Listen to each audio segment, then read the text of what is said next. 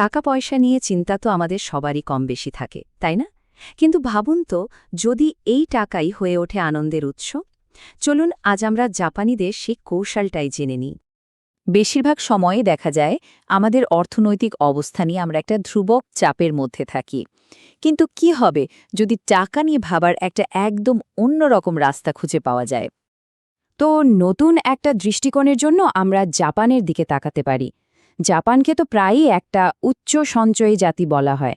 অনেকেই মনে করেন যে এটা হয়তো তাদের সংস্কৃতিরই একটা অংশ, কিন্তু আসল ব্যাপারটা কিন্তু তার চেয়েও জটিল। বেশ মজার ব্যাপার হলো কোবে বিশ্ববিদ্যালয়ের একটা গবেষণা বলছে জাপানের পারিবারিক সঞ্চয়ের হার কিন্তু সবসময় এত বেশি ছিল না। এর মধ্যে অনেক উত্থান পতন হয়েছে।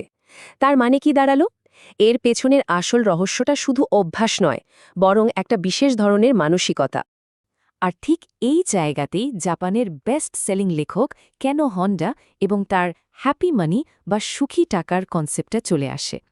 দেখুন, কেন হোন্ডার দর্শনটা শুরুই হয় কৃতজ্ঞতা নিয়ে, খুব সহজ কিন্তু ভীষণ শক্তিশালী একটা ধারণা দিয়ে। তিনি বলেন, টাকাকে কদর করলে টাকাও আমাদের কদর করবে।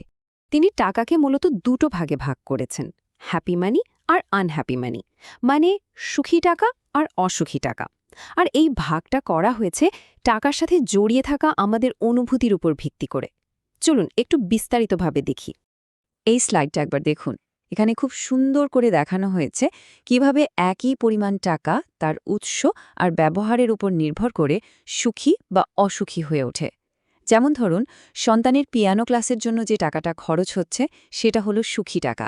আবার যে চাকরিটা একদমই ভালো লাগে না, সেখান থেকে পাওয়া বেতনটা হলো অসুখী টাকা। এখন প্রশ্ন হলো, এই সুখী টাকার প্রবাহ জীবনে আনব কিভাবে?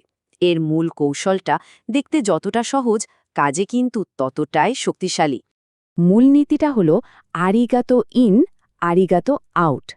আরিগাতো মানে হলো ধন্যবাদ, অর্থাৎ টাকা যখন আমাদের কাছে আসছে তখন তাকে ধন্যবাদ জানানো, আবার যখন চলে যাচ্ছে তখনও ধন্যবাদ জানানো।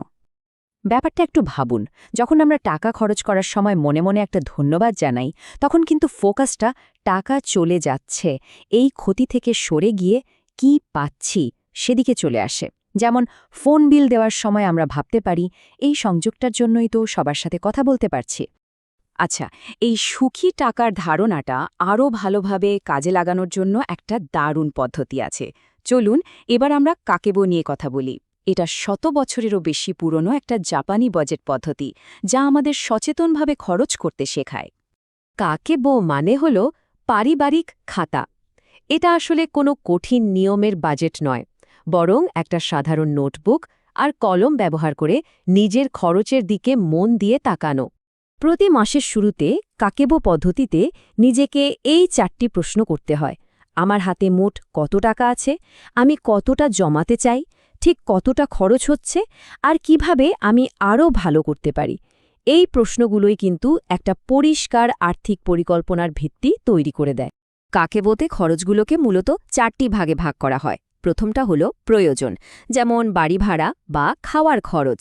দ্বিতীয়টা হলো ইচ্ছা, যেমন বাইরে খাওয়া বা কেনাকাটা।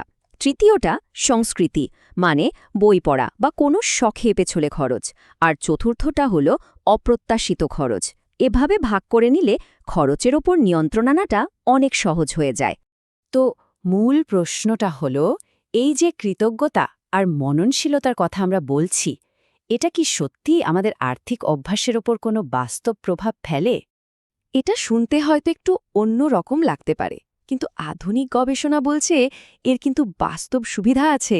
চলুন দেখি বিজ্ঞান এ বিষয়ে কি বলে।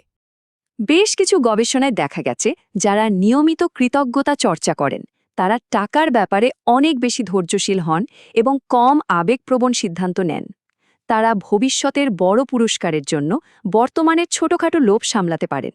এর ফলে তারা আরও ভেবেচিন্তে আর্থিক সিদ্ধান্ত নিতে সক্ষম হন। তো এতক্ষণের সব আলোচনাকে একত্রিত করে কেন হন্ডা সুখী টাকার প্রবাহ তৈরি করার জন্য 5টি মূল পদক্ষেপের কথা বলেছেন, চলুন সেগুলো দেখে নেওয়া যাক। এই 5টি ধাপ হল, প্রথমত, আমার কাছে যথেষ্ট নেই এই অভাবের মানসিকতা থেকে বেরিয়ে আসা। দ্বিতীয়ত, টাকা নিয়ে পুরনো কোনো খারাপ অভিজ্ঞতা থাকলে তা মন থেকে মুছে ফেলা। তৃতীয়ত, নিজের প্রতিভা খুঁজে বের করা এবং সবার সাথে তা ভাগ করে নেওয়া। চতুর্থত, জীবনের ওপর বিশ্বাস রাখা। এবং পঞ্চমত, সবসময় আরিগাতো বা ধন্যবাদ বলা। এই ধাপগুলো আমাদের আর্থিক উদ্বেগ থেকে বের করে আনতে পারে। তাহলে আজ এমন কোনো আর্থিক কাজের জন্য আরিগাতো বলা যায়। হতে পারে সেটা এইমাত্র অ্যাকাউন্টে আসা বেতন, অথবা একটু পরে যে কফিটা কেনা হবে সেটার জন্য। এই ছোট্ট একটা পরিবর্তনই কিন্তু টাকার সাথে আমাদের সম্পর্কটা বদলে দেওয়ার প্রথম পদক্ষেপ হতে পারে।